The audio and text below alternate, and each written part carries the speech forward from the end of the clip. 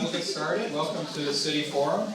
Bob Patterson, and pleased to introduce today's guest speakers, Teresa Lutes and Marisa Flores Gonzalez, from the City of Austin's water utilities and water, I guess we would say water, just water utilities, right? And so the subject of the talk today is actually dealing with water availability. I guess you could say at a simple level, but at a more complex level, it's integrated water resources management, and what Austin's going to be doing for the next 100 years relative to ensuring, as we grow as one of the fastest growing metropolitan areas in the United States, that we have an adequate source of water as we continue to grow. And so we're going to get an update on where the 100-year plan is and where it's going, and we'll go for about 45 minutes, and then we'll break for Q&A. Great. So welcome. Thank you. Thank you, and thank you all for being here. It's a great opportunity and pleasure to be here today. So why don't we go ahead and dive in. Again, I'm Teresa Lutes. We are working on Water Forward. That's the name of our integrated water resource plan effort. It's Water Forward. What we're doing is we're developing a 100-year water plan to echo, we want to make sure that we have a sustainable water supply for the long term. So we're looking out very far into the future. We're also looking at some intermediate time steps in between so that we, kind of develop a guide for the future. And so that's what we're working on. We're wanting to reflect our community's values. So I've passed out, and I think there's a few folks I missed, but we'll get those around to you. We have a community values survey that we're doing right now. So we're trying to collect input from the community through meetings like this, discussions, presentations, surveys, to collect information from our community, because we want our plan to be reflective of our community's values about water. We also have a task force that we're working with. Council appointed our task force, and they've helped us develop our goal, which is to ensure a diversified, sustainable, and resilient supply for the future for our water, with a strong emphasis on water conservation. So we already know those are core values that we're building a plan around, but we're taking that even further steps of collecting the community's input as we develop the plan to make sure that we're reflecting our community's values about water. We're incorporating drought. We've just gone through a really significant drought in this basin in our area for Austin. And we're looking into the future of how to be prepared for the next drought, even if it's worse than what we've seen, and also to incorporate climate change, and we'll talk more about that into our planning. We're working with other departments within the city. We have a large city organization. We're working with Austin Energy, our energy utility. We're also working with our watershed protection department. They have a large role in managing water within the city, but it's more on the stormwater side. So we're working with them, also environmental protection, and our Office of Sustainability. Those are some of the key groups we're working with. So it's a holistic citywide plan. So we're projecting to be complete by mid-2018 is our time frame. So it's when we get to that point, it'll be a couple of years effort actually working on developing the plan. But leading up to it, we spent at least a year getting ready, developing the scope of work, and contracting with consultants to help us in doing it. As city staffs and working with others, we're doing a lot of the work ourselves, but we're also working with some consultant teams that include groups all over from California, Australia, Illinois. So we have a diverse team that's helping us work on our plan. As I mentioned, one of the key drivers for our needing to develop this integrated water resource plan was our recent extreme drought. That drought that we just went through was about from 2008 or so through 2016. That kind of reset the water planning bar or water planning yardstick for this basin. So we're needing to take that kind of level of drought that we saw there. It was an intense extreme drought. We need to take that into account and be better prepared for the next one. We also see our region and our Austin community continuing to grow. We have a strong population growth. We've had sustained strong population growth for at least the last 100 years, and we project and see that continuing into the future. We also realize that there's a lot of development in the basin, and not only in Austin, but also other places within the basin, which puts more kind of pressure on the water system. So we need to be thinking holistically and then also planning locally. Again, we're seeing some and are wanting to look and incorporate climate change effects into our planning because our water supply comes from the Colorado River. We want to be looking at possible effects in the future that climate change may have on our supply so that we can plan to add in resilience in other ways if we need to do that. And then also working on sustainability principles. Also developing our plan that we're working on was a recommendation from a prior task force that we had convened by the City Council in 2014 to look at our water resources right in the height of drought. So they recommended, they were only together for a short time, I want to say like 3 or 4 months. One of their key recommendations was to do an IWRP, so we're following up on that recommendation. Some of the sustainability principles we're working on are the kind of the principles related to economic, social, and environmental benefits. The triple bottom line kind of approach where we look at sustainability from these multiple levels. We've mapped objectives for our plan to those different sustainability principles. Our plan objectives are water supply benefits, so looking at ways to shore up our water supply, economic, societal, implementation, and environmental benefits. These are all core and important to our plan development process and provide kind of the structure that we'll use to develop and judge if our plan is sufficient and work through the process of developing that plan. This is an overall graphic that shows the kind of the key steps in the development process from beginning to end. We're right here in this part here around in April of 2017. So I guess you'd say maybe about a third of the way through the process. Again, we're gonna plan to wrap up in mid-2018. One of the things I want to point out is public and stakeholder input is an overarching important part of this whole process. That's kind of a fundamental thing with integrated water resource planning, is to have a strong public stakeholder input part of the process. So we have these opportunities for public input. We have these kinds of settings where we're able to communicate and present about our plan. But we also, and we're wanting to collect information from y'all. Hopefully you can provide us information and learn things through the Q&A, and y'all can hopefully fill out the survey. We also have these public workshops. We just had one, I guess it was earlier this week. Yeah, Tuesday night we had one to get input on SupplySide Actions. We'll show y'all kind of an overview of that. But at the beginning of the process, we worked on developing the methodology, kind of overarching how we're going to judge and develop our plan development process. So we kind of laid out the methodology for the whole process at the beginning. That was an important step, so we kind of not be making that up as we go along, so that we weren't influenced by certain things necessarily we learned through the process. But just kind of objectively stand at the beginning and say, how are we going to figure this out together? Then we have been working on developing our demand side and supply side options that we'll be considering as part of the plan.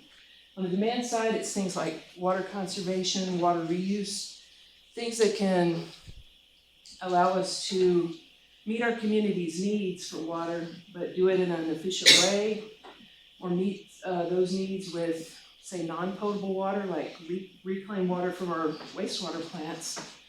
If we can supply that need instead of providing highly treated drinking water for that need, those kinds of things.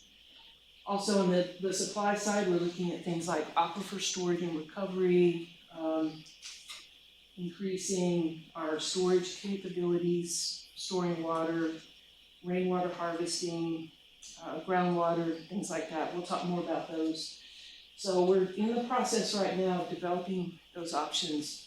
We're developing lists of options that'll be kind of winnowed down to 10 of each thing, 10 supply side, 10 demand side. And those then will be characterized, and that means we'll be developing more and more information about them. How much yield do we think we can get from a project? How much water will a project yield? What would be the cost? That kind of information will be developed when we're characterizing the 10 top demand side and supply side strategies. Then that information will help us feed into developing portfolios. Those are like groupings or baskets of different options that could be categorized by theme. For example, one might be a most resilient portfolio or lowest cost portfolio. So we'd be trying to achieve some sort of theme or goal with different portfolios.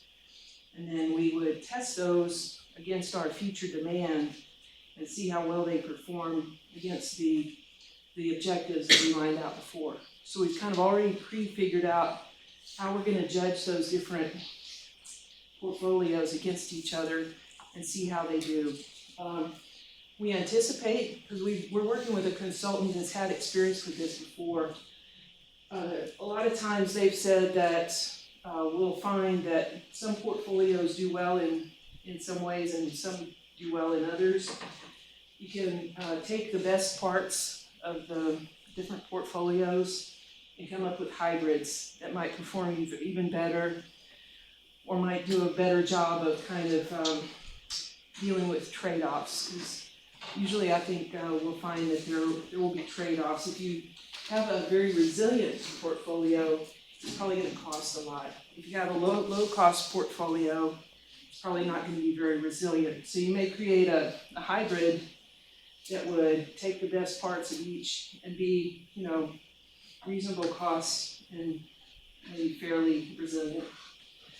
And then from there, we will be scoring them and then developing our plan recommendations. So that's kind of the whole process. And we'll have another public workshop in August to be most kind of directed towards input on the portfolio development. And then in the March timeframe, early next year on the plan recommendations. So I think at this point, I think after this next slide, I hand it off to Marisa.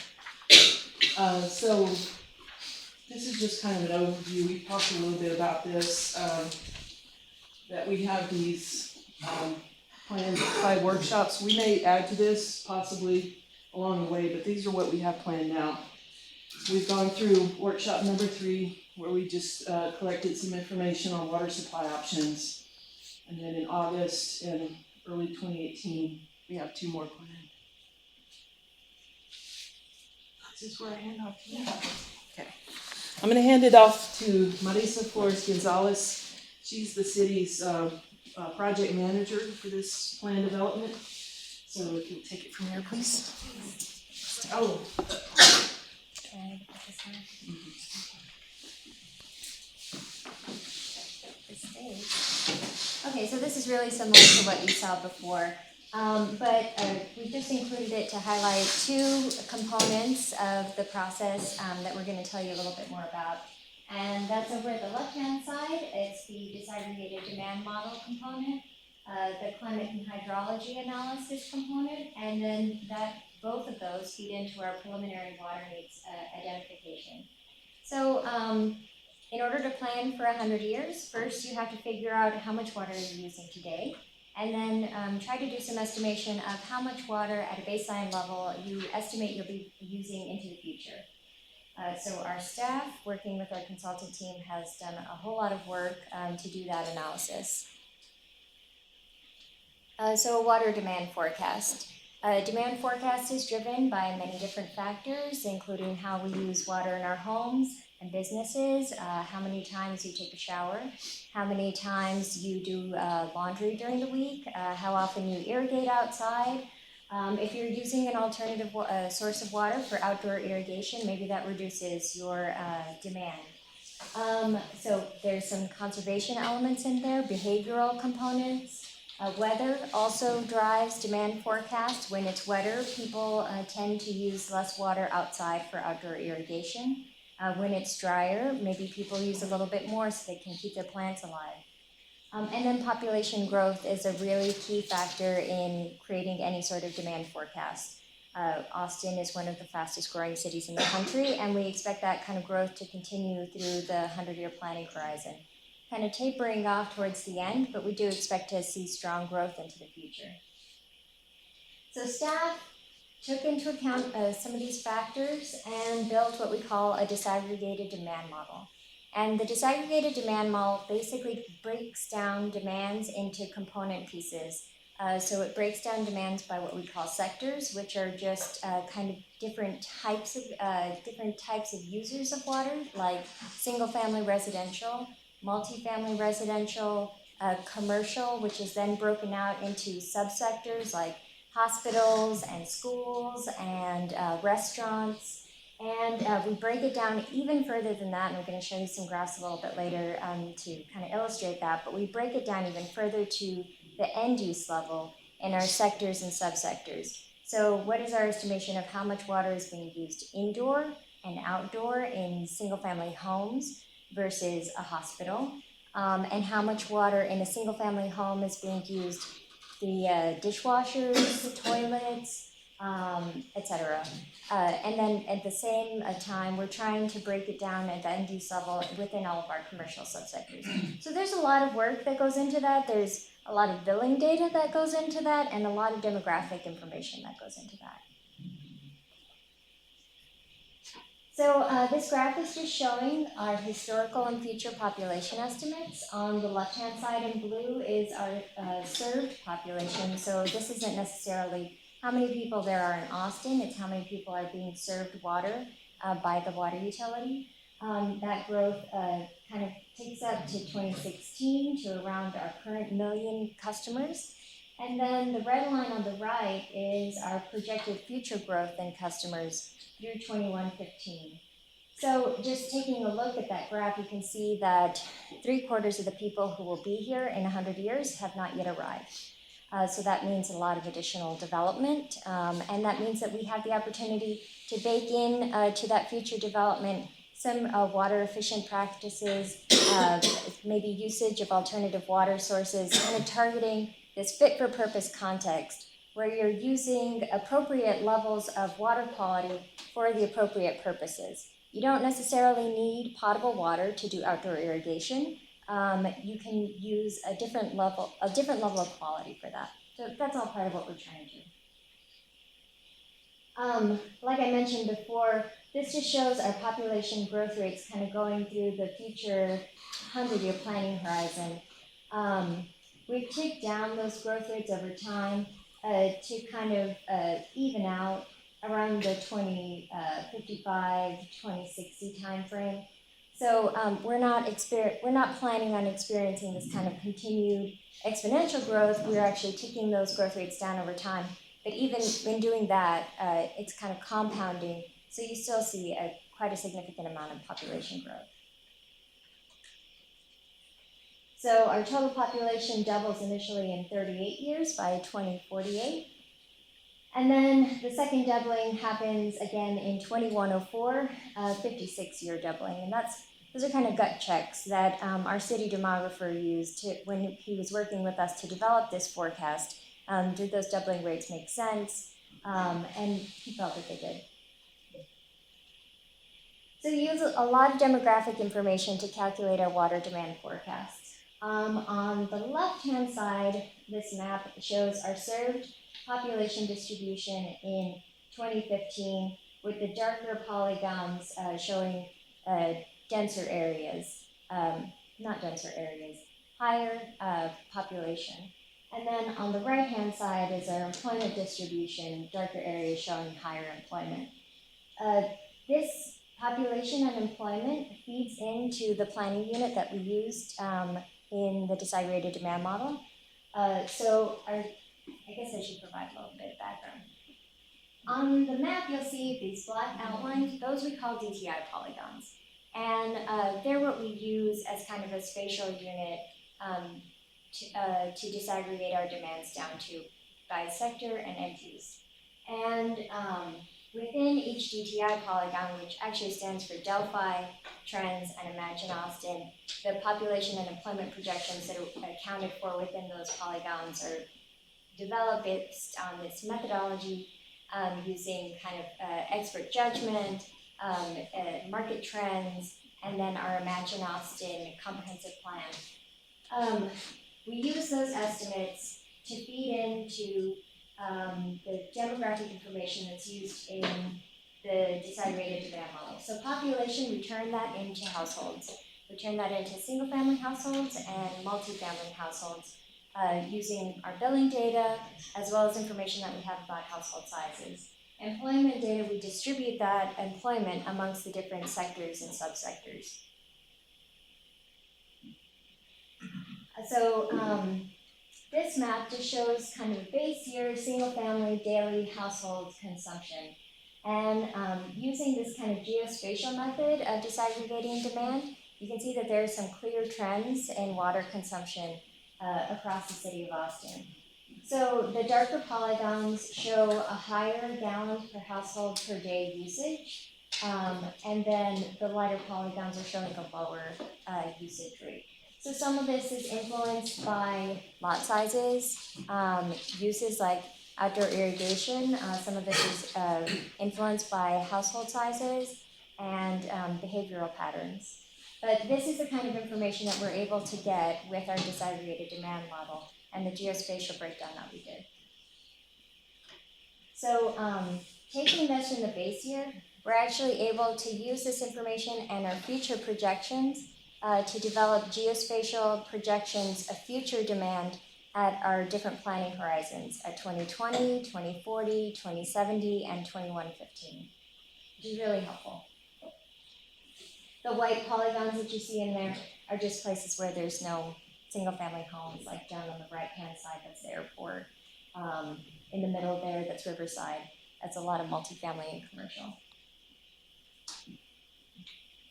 So when we take those projections and we sum them up to the aggregate, we get municipal diversion projections that look like this graph. The blue bars on the right are projected baseline diversions, and the green bars on the left are our historical diversions.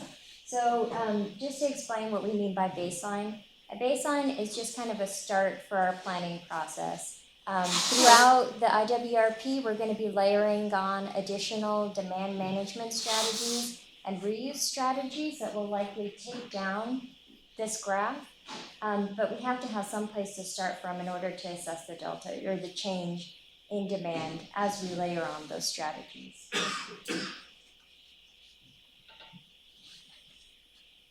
So I talked about how we break down consumption by sector. This is just a pie chart showing kind of our baseline 2013 to 2015 average consumption by each individual sector, single family in blue, multifamily in red, and commercial in gray over there. And then commercial is broken down into, I think, about 8 different subsectors. And this takes those baseline demand projections and projects them out to 2115.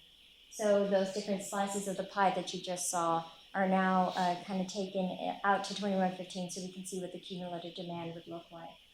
Our projections are based on a snapshot of today's water use patterns. We use 2013 through 2015 to represent kind of the current use, because we felt like that embedded behavioral changes as well as conservation stage changes that we made after the drought.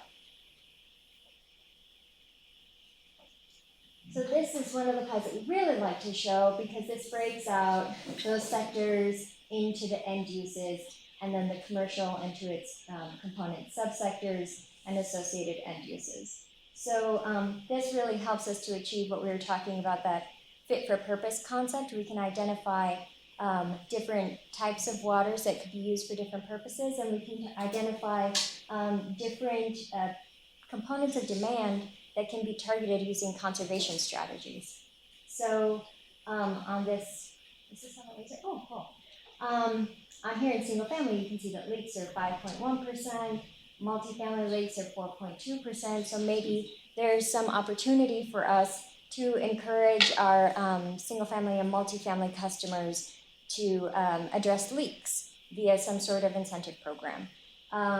There's probably other opportunities in here for us to identify some usage in restaurants, hospitality, where we could incentivize folks to use more efficient practices or fixtures. And then in addition, we can identify indoor versus outdoor. Outdoor uses in total account for about 22% of our municipal potable demand. So that's just the amount of water that is being pumped through our distribution system, going to customers as treated drinking water. That's pretty good for a city of our size. We've done a whole lot of work with our community. Our community has been very responsive in establishing and maintaining conservation best practices. But there's still some work that we can do there. So after we had developed the disaggregated demand model, or kind of simultaneously, we were also working with a consultant, Dr. Catherine Hayhoe, a climate scientist from Texas Tech, to do a climate and hydrology analysis. And this work was folded into our preliminary water needs identification, so that we could not only assess how much water we use, but how that demand could be, how that demand and our supplies could be impacted by climate change in the future. So we are, planning for a change in climate in Austin. We are expecting to see higher temperatures, which will lead to higher evaporation rates and increased drought intensity. We're also experiencing at the same time, and maybe counterintuitively, increases in heavy precipitation. So we are projected to have increased magnitude of rain events, but this kind of makes sense in that the extremes will become more extreme. You'll see flash floods followed by kind of what we call flash droughts, periods where you have very heavy rainfall events that could lead to flooding, followed by extended periods without any rain. That's just something that we have to accept as a feature that we should plan for. So the climate and hydrology analysis set out to answer basically these 4 questions and develop some climate-adjusted stream flow information based on the results of this analysis. So the first question was, to what extent does temperature and precipitation affect stream flow?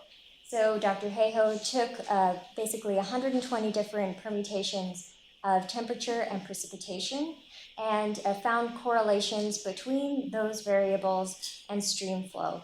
And this information kind of highlighted which variables had the highest impact on stream flow at different gauges along the Colorado River. So from that, we tried to assess predictability. Can we simulate stream flow using temperature and precipitation from the climate models? So after identifying those correlations, can you develop a model that will then accurately simulate stream flow that has already occurred? And that required building a model and then testing that model. So once we figured out that we could do that, we could recreate the hydrology that had occurred in the past. The next question was, can we simulate projected future changes in climate? So using the future projections from several different global climate models in several different emission scenarios, could we use that projected temperature and precipitation data to then create future projections of stream flow?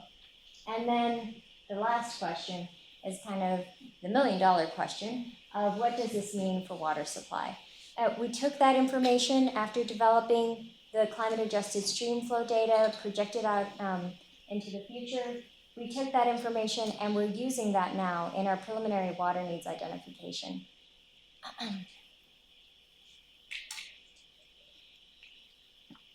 So I'll put something up on the screen to kind of explain a little bit more how we did that. But this kind of just lays out what were some of the key questions that we wanted to answer with the climate and hydrology analysis. And we were actually able to generate this information, and it's fed into our process, and it's helping us to become a more resilient planning utility and a more resilient community.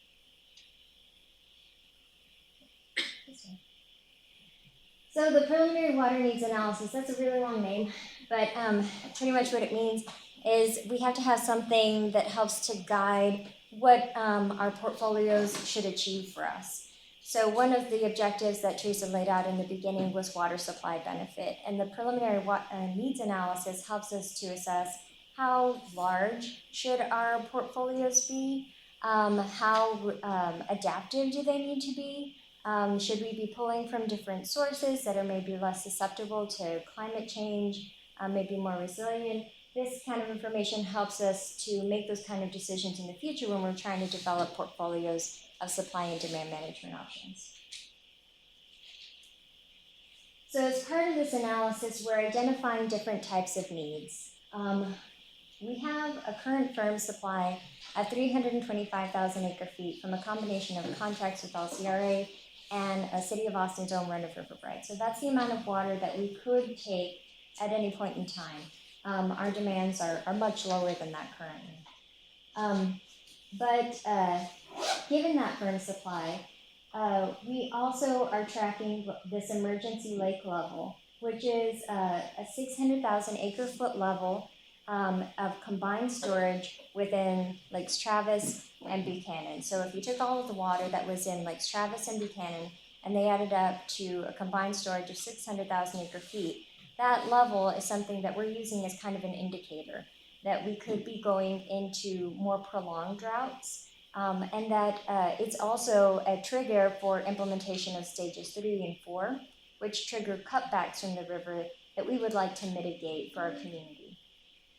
So on the top here, this graphic is kind of a conceptual graphic showing a combined storage trace from the Highland Lakes. So over time, we'll just see this kind of ticks around, and then let's say we're starting to go into a drought. Once we hit the 600,000 acre-foot level, that triggers stage 3. So down here, this graphic shows our projected demands evaluated against a certain planning horizon, evaluated against this hydrology. So we use what we call a water availability model, and that model takes demands for a certain planning horizon. Let's say this is 2020. Takes your 2020 demand, and it says if you had that demand in any year from the period of record hydrology, which is hydrology from 1940 to 2016, what kind of effect would that hydrology have had on your ability to draw water from the river based on the cutbacks that you may need to implement associated with hydrology. So let's just say this is 1940 over here, and this is 2016 over here. The reason why this line is constant is because we're using those years, 1940 to 2016, to evaluate 1 year of demand, and that's 2020. So it's kind of, it takes, we're taking this planning horizon and evaluating it within like 2 dimensions of time, basically, if that kind of helps. I'm gonna come back to that, but just wanted to make that a little clearer. Clear as mud. So when we tick down below 600,000 acre-feet, we implement stage 3, and you'll notice that we get this little red area, which means that we're entering into a cutback. And that's the kind of cutback that we'd like to mitigate as part of this planning process. Another type of demand that we're tracking, or another type of need that we're tracking, is when City of Austin's current demands exceed 325,000 acre feet. And that's the currently available amount of supply. That would be this purple region up here at the top. So anytime that we exceed that amount of supply, we would have to engage additional demand management or find some additional source of supply. So all of our demands are being assessed within 4 different hydrology conditions. There's a period of record hydrology from 1940 to 2016. That's hydrology that we've already seen in the past. And then there's the period of record hydrology with climate change adjustments. So using the results of Dr. Catherine Hayhoe's analysis, we're taking that hydrology and adjusted it to reflect the effects of climate change.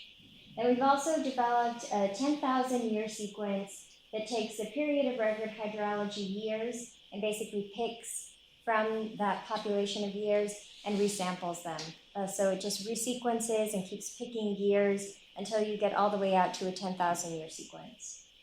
And then this extended period of record hydrology sequence takes that 10,000-year sequence and adjusts it to reflect the effects of climate change.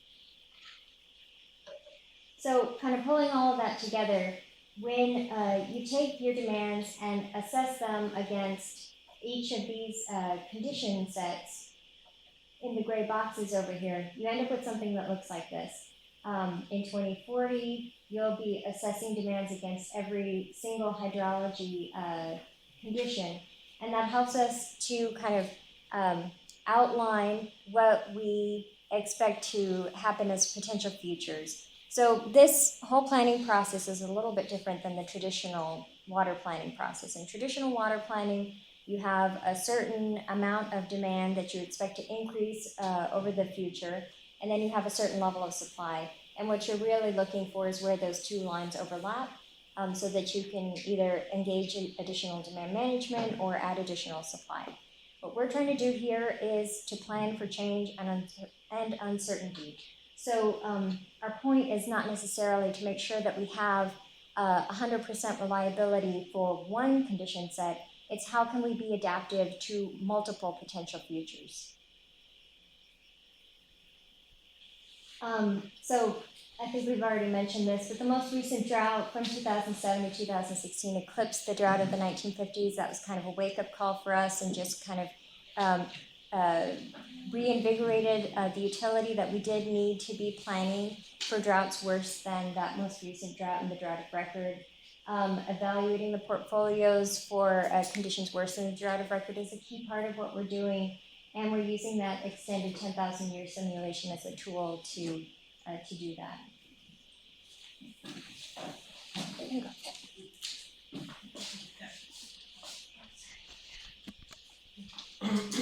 We're gonna switch back. Get this on.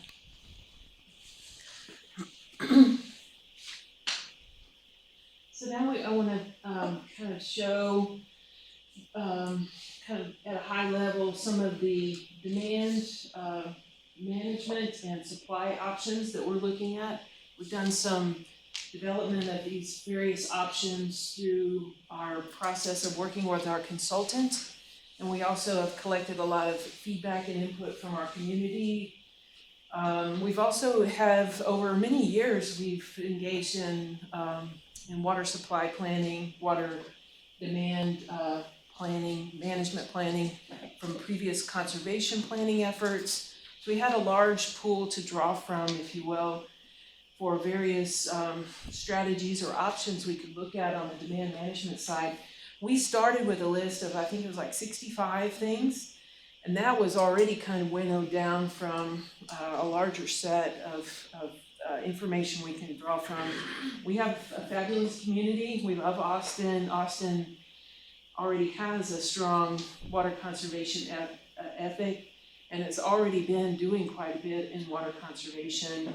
We've actually, last year we were awarded by the Texas Living Waters Project the top water conserving community in all of Texas. Across all of Texas, they did a kind of a scorecard, and they found Austin and Austin Water to be the highest scoring community across Texas in terms of water conservation. So we're doing very well in conservation. And through this last drought, we have seen our gallons per capita per day. That's when you take all of the water that we use and then divide it by our population. The number has gone down to 122 gallons per capita per day. That's including everything, commercial, industrial, residential, all of our water use. And it had been as high as I think like 196 or so back in 2006. So we have really brought our gallons per capita per day down quite a bit. That's a pretty low number, but we hope and can do more. So that's what we're going to be focused on, is going to that next level and incorporating new conservation in our planning. These are the top 10 demand management options that have come out of our process. We have this basket we call landscape transformation. We have incentives and ordinances. We're kind of looking at it two different ways. So for doing some of these conservation things, there's the option or the route you can go where you kind of make a policy and then you change your ordinances so that you embed those things in your codes and ordinances. So for example, if somebody's going to be developing a new lot, they may be restricted or needing to use certain types of drought-resistant landscaping and those kind of things. So you can do that through an ordinance process, or you can do it through an incentives process where you actually make incentive programs available to either pay for doing those kinds of landscape, drought tolerance landscapes, or you can look at doing other kinds of incentives like having to do with permitting and things like that. So we're wanting to look at landscape transformation from two different perspectives. Some of the key drivers for that right now are that we have basically been under 1 day per week, no more than 1 day per week watering restrictions since about September of 2011. So we've incorporated that as a long-term restriction and ethic within Austin, the Austin community. So with that, we think that it makes sense to continue to help support and reinforce that through various landscape transformation things, where we may say, we may try to focus more on development using more drought tolerant or regionally appropriate plants for Austin and landscaping, and also perhaps limiting the area where you could have turf grass and those kinds of things through the development process. So those are key items that we're looking at. Also, automated metering infrastructure, AMI, that's where we look at making it to where for every single connection, and we're serving about 1 million people, but we have about 250,000 connections or meters or customers out there. So we would put a device on every meter to where we could have real-time monitoring of how much water is going in. And that way the customers can have an interface with this option to look and see how much water they're using. They can get information that can help them figure out if they're having leaks and those kind of things. And you can compare it to others within your community, things like that. So we think that's going to be a really strong demand management option for the future. And we'll see how that, as an option, kind of fares through this plan development process. Also looking at reducing the water loss on the utility side. We have some water loss between where we take it out of the river and where it gets to the customer home. So looking at controlling that. Irrigation efficiency, looking at using more and more efficient irrigation, drip irrigation, rotor heads, things like that. And then some ordinances related to cooling towers, making sure those are efficient. Alternative water ordinances, dealing with reuse of rainwater or stormwater on-site, other on-site supplies of non-potable water, for example. And then also one option is to have water use estimates and benchmarking. When somebody comes in to develop a site or a lot, we would be collecting information and having a dialogue at the beginning of that development process to see how much water would that site need, and make sure that some of the water use is in line with estimates of benchmarking of what's a typical kind of use level for that kind of development, and be able to make suggestions on ways to do that more efficiently. Also, let's see, gray water is another one of the alternative on-site waters that we're interested in looking at in more detail. So that's kind of an overview of the demand management things we're looking at. Then on the supply side, we're at a little bit earlier stage on those. We're working to screen this list down. This is about 21 options so far that we're looking at on the supply side. We're going to be screening that down to a list of 10, like we just saw on the demand side. But the supply side ones are a little bit following. So they're, like I mentioned, aquifer storage and recovery, where you take, I'm not going to go through all of them, I know it's a lot, we probably need to wrap soon for Q&A, but where you take potable drinking water, put it in an aquifer, bring it out, so you store it there, so you can bring it out in dry times, put it in wet times. That could really help expand our supply and prepare us to be more resilient in dry times. Desalination, looking at different ways to have on-site use of stormwater, rainwater, wastewater, things like that. Off-channel reservoir in Austin. These are some of the options that we're looking at. And we can come back in Q&A on any of those if you have specific questions. So just to kind of wrap up, as Marisa said, we're looking at implementing a planning approach that we want to be adaptable so that we can manage our way through and be prepared for uncertainties. We have this kind of cone of uncertainty graphic that we've borrowed from others to help us kind of illustrate what we're thinking, is that we're looking out very far into the future, but there will be decision points along the way where we can make decisions and make course corrections or follow our roadmap as a guide along the way when we need to make decisions about investments in infrastructure or some of the demand management programs. So we're planning to update this every 5 years. We're looking forward, to wrapping this one up within the next year or so, but then after that, we'll plan to do regular updates. So I think that wraps what we had planned for the presentation. Yeah, so we can open up, we got about 10 minutes for Q&A. So how much weight does public input, or did the public input have on coming up with the demand and supply options? And what will be the purpose of the portfolio workshop?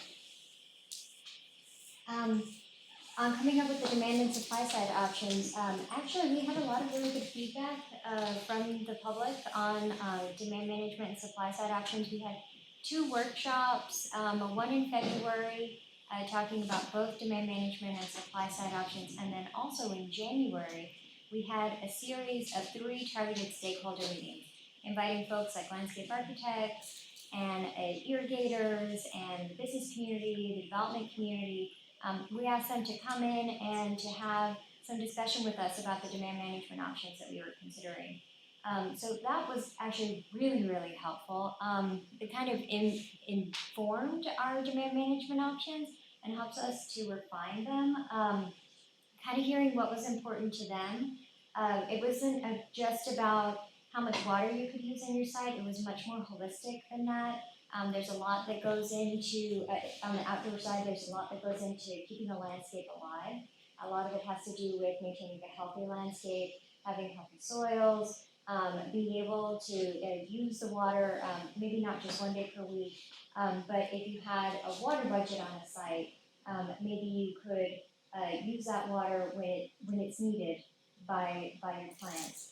So that was really helpful. So yeah, I think the public input is really, it's provided a lot of weight and a lot of important input along the way at every stage. but especially the supply and the demand management things. For those things also, we had at our workshop, we had these dot matrix, or we had these boards where we asked people to, indicate with a dot, a sticky dot, do you like the thing, do you not like it, do you need more information, or are you kind of okay with it? So that was really instructive to us and our task force that we work with.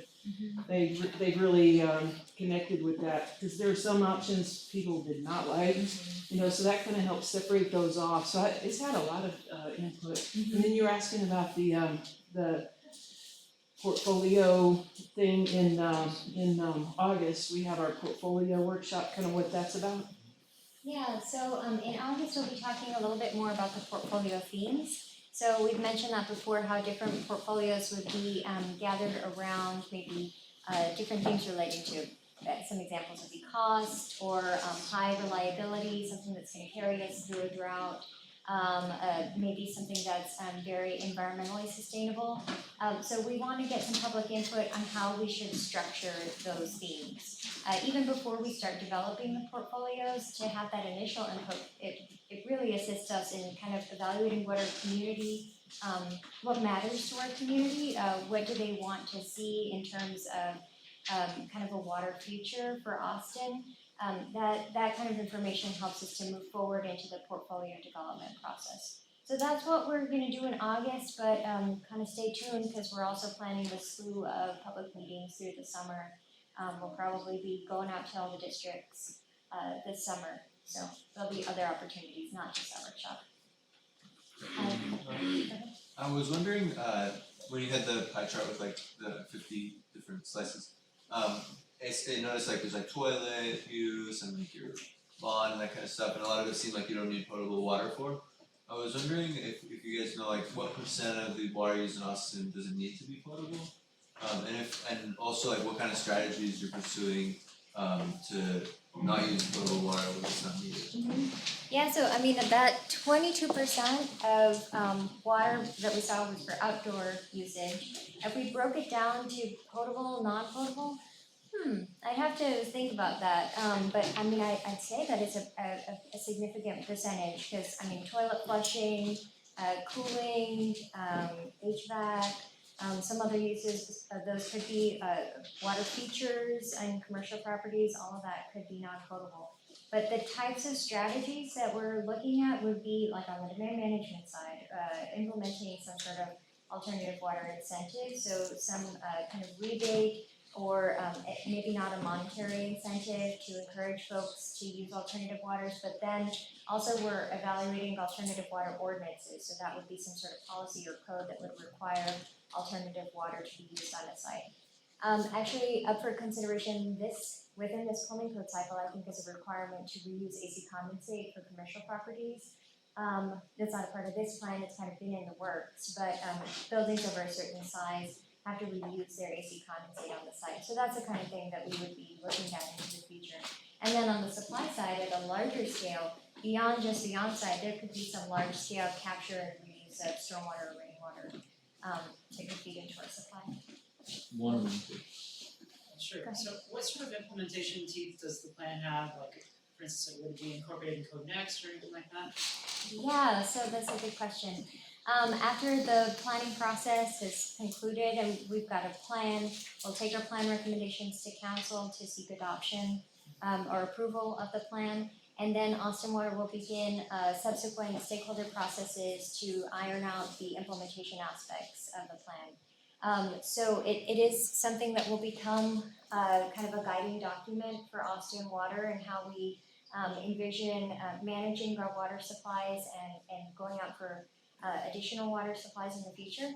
And then the recommendations that come out of this plan could have some impacts on the land development code. So it's likely that after this process is concluded, we would work to include those within the adopted land development code. Yeah. I was just curious, are you guys, thanks for presenting by this, it's really interesting.